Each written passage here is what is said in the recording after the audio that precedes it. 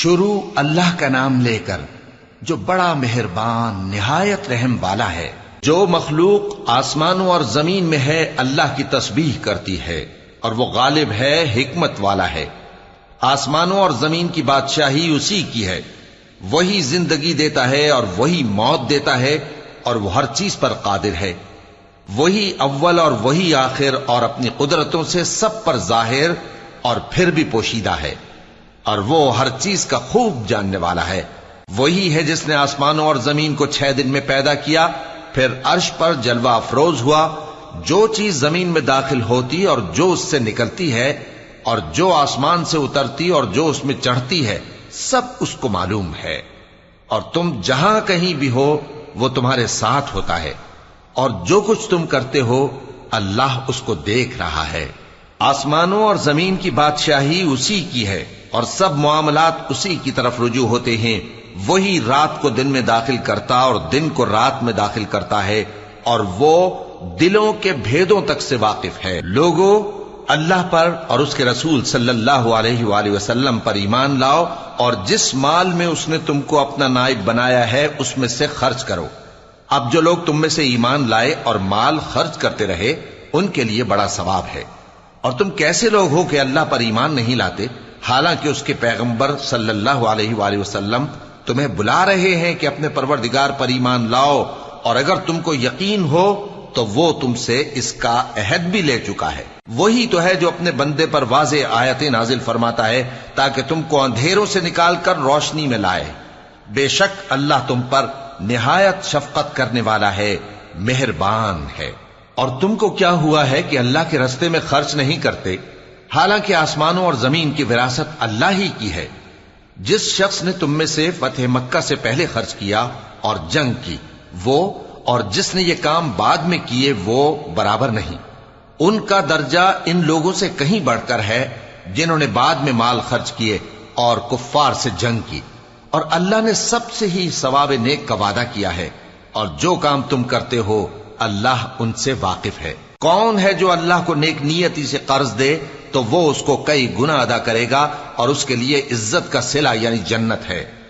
جس دن تم مومن مردوں اور مومن عورتوں کو دیکھو گے کہ ان کے ایمان کا نور ان کے آگے آگے اور داہنی طرف چل رہا ہے، تو ان سے کہا جائے گا کہ تم کو بشارت ہو کہ آج تمہارے لیے باغ ہیں جن کے نیچے نہریں بہ رہی ہیں، ان میں تم ہمیشہ رہو گے، یہی بڑی کامیابی ہے۔ اس دن منافق مرد اور منافق عورتیں مومنوں سے کہیں گے کہ ہمارے لیے انتظار کرو کہ ہم بھی تمہارے نور سے روشنی حاصل کریں۔ ان سے کہا جائے گا کہ پیچھے کو لوٹ جاؤ، پس وہاں نور تلاش کرو۔ پھر ان کے بیچ میں ایک دیوار کھڑی کر دی جائے گی جس میں ایک دروازہ ہوگا، جو اس کی جانب اندرونی ہے اس میں تو رحمت ہے، اور جو بیرونی جانب ہے اس طرف عذاب ہے۔ تو منافق لوگ مومنوں سے کہیں گے کہ کیا ہم دنیا میں تمہارے ساتھ نہ تھے؟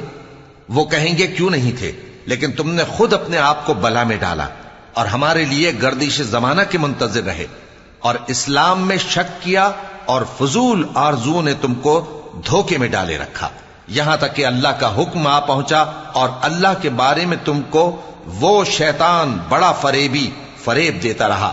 تو آج تم سے کوئی معاوضہ نہیں لیا جائے گا، اور نہ کافروں ہی سے قبول کیا جائے گا۔ تم سب کا ٹھکانہ دوزخ ہے کہ وہی تمہارے لائق ہے، اور وہ بری جگہ ہے۔ کیا ابھی تک مومنوں کے لیے اس کا وقت نہیں آیا کہ اللہ کی یاد کرنے کے وقت اور قرآن جو حق کی طرف سے نازل ہوا ہے اس کے سننے کے وقت ان کے دل نرم ہو جائیں، اور وہ ان لوگوں کی طرح نہ ہو جائیں جن کو ان سے پہلے کتابیں دی گئی تھیں، پھر ان پر طویل عرصہ گزر گیا تو ان کے دل سخت ہو گئے، اور ان میں سے اکثر نافرمان ہیں۔ جان رکھو کہ اللہ ہی زمین کو اس کے مرنے کے بعد زندہ کرتا ہے۔ ہم نے اپنی نشانیاں تم سے کھول کھول کر بیان کر دی ہیں تاکہ تم سمجھو۔ جو لوگ خیرات کرنے والے ہیں، مرد بھی اور عورتیں بھی، اور اللہ کو نیک نیتی سے قرض دیتے ہیں، ان کو کئی گنا ادا کیا جائے گا، اور ان کے لیے عزت کا صلہ ہے۔ اور جو لوگ اللہ اور اس کے پیغمبروں پر ایمان لائے، یہی اپنے پروردگار کے نزدیک صدیق اور شہید ہیں۔ ان کے لیے ان کے اعمال کا صلہ ہوگا، اور ان کے ایمان کی روشنی بھی ہوگی۔ جن لوگوں نے کفر کیا اور ہماری آیتوں کو جھٹلایا، وہی اہل دوزخ ہیں۔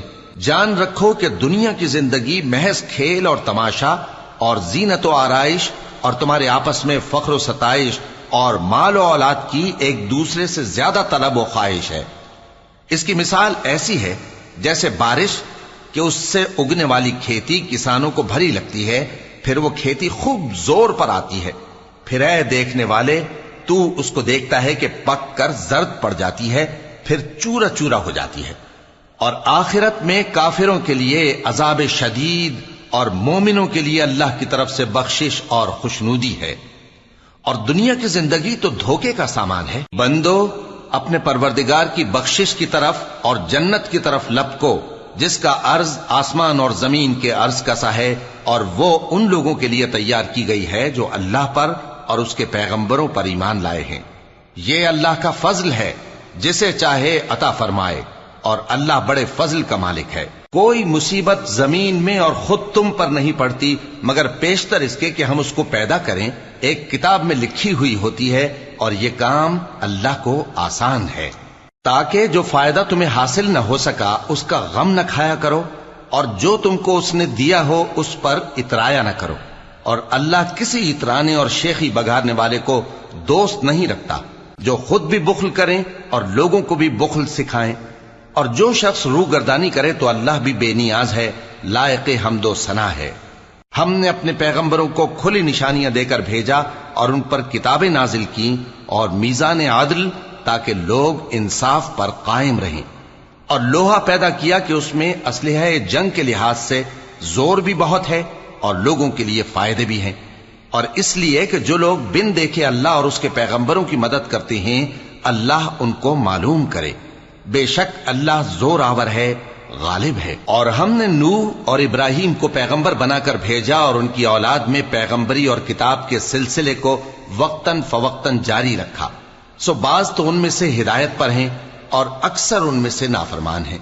پھر ان کے پیچھے انہی کے قدموں پر اور پیغمبر بھیجے، اور ان کے پیچھے مریم کے بیٹے عیسیٰ کو بھیجا، اور ان کو انجیل عنایت کی، اور جن لوگوں نے ان کی پیروی کی ان کے دلوں میں شفقت اور مہربانی ڈال دی۔ اور ترک دنیا والی نئی بات تو خود انہوں نے نکال لی، ہم نے ان کو اس کا حکم نہیں دیا تھا، مگر انہوں نے اپنے خیال میں اللہ کی خوشنودی حاصل کرنے کے لیے آپ ہی ایسا کر لیا تھا، پھر جیسا اس کو نبھانا چاہیے تھا نبھا بھی نہ سکے۔ پس جو لوگ ان میں سے ایمان لائے ان کو ہم نے ان کا اجر دیا، اور ان میں بہت سے نافرمان ہیں۔ مومنو اللہ سے ڈرو اور اس کے پیغمبر پر ایمان لاؤ، وہ تمہیں اپنی رحمت سے دگنا اجر عطا فرمائے گا اور تمہارے لیے روشنی کر دے گا جس میں تم چلو گے، اور تم کو بخش دے گا، اور اللہ بخشنے والا ہے، مہربان ہے۔ یہ باتیں اس لیے بیان کی گئی ہیں کہ اہل کتاب جان لیں کہ وہ اللہ کے فضل پر کچھ بھی قدرت نہیں رکھتے، اور یہ کہ فضل اللہ ہی کے ہاتھ میں ہے، وہ جس کو چاہتا